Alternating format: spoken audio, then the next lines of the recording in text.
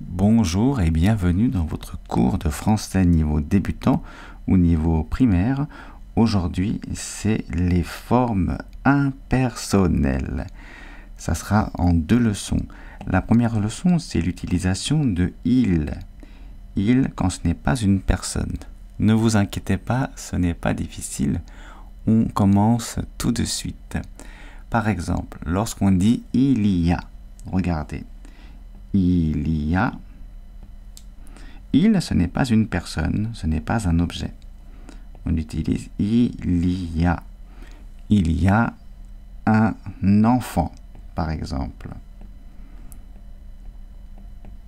Voici la première utilisation avec il y a. C'est bien sûr très important. La deuxième utilisation, c'est lorsqu'on dit l'heure. Il est. C'est le matin et il est 11 h maintenant. Ici, il est 11 h. Très bien, il est 11 h. Il, ce n'est pas une personne. Et donc, c'est impersonnel. C'est tout. Il est 11 h. On continue avec la météo. Lorsqu'on parle de la météo, on dit souvent « il fait ». Il fait beau, il fait gris, n'est-ce pas? Il fait. Et à ce moment-là, ce n'est pas un sujet, c'est impersonnel. Il. Donc par exemple, il fait beau. On peut utiliser d'autres verbes. Par exemple, il pleut. C'est pareil, hein? Ce n'est pas qu'avec le verbe faire. On peut dire aussi, allez, on va l'écrire, il pleut. Il pleut.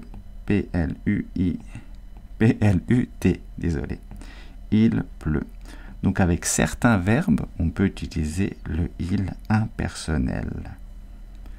Très bien, on continue avec la nécessité. Alors qu'est-ce que c'est la nécessité? C'est quand on dit il faut. Il faut manger, il faut étudier, par exemple. Allez, il faut étudier. Il, c'est aussi un verbe impersonnel et c'est important de le savoir. Il faut étudier. Et le contraire, une interdiction. Il ne faut pas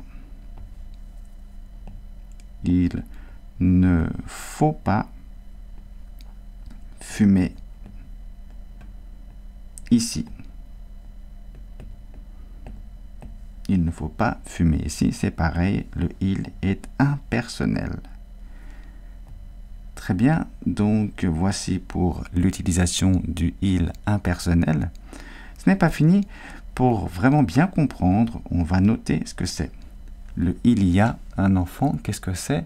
C'est pour dire l'existence. Alors c'est préférable de l'apprendre, donc dire l'existence, dire qu'il y a quelque chose, hein. L'existence.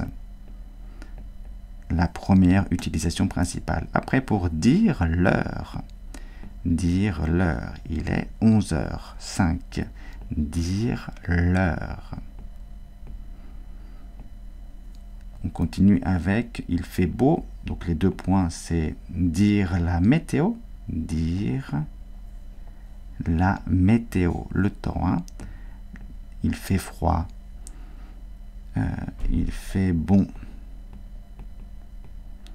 il pleut, il neige, dire la météo. Et puis pour dire une obligation, il faut bien manger, il faut réfléchir, dire l'obligation. C'est important, essayez de retenir ceci. Et puis après, il ne faut pas fumer ici, c'est dire l'interdiction. Donc on n'a pas le droit, il ne faut pas dire l'interdiction. Et voilà pour les formes impersonnelles avec il. C'est la première des 2 leçons sur les formes impersonnelles. La prochaine leçon, c'est sur l'utilisation de c'est, justement.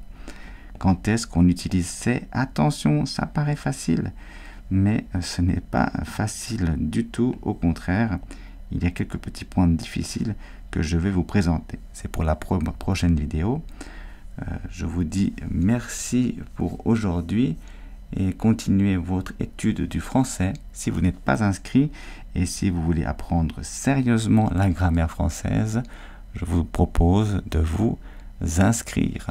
Je passe aujourd'hui un grand bonjour aux Congolais du Congo Kinshasa. Bonne semaine, au revoir.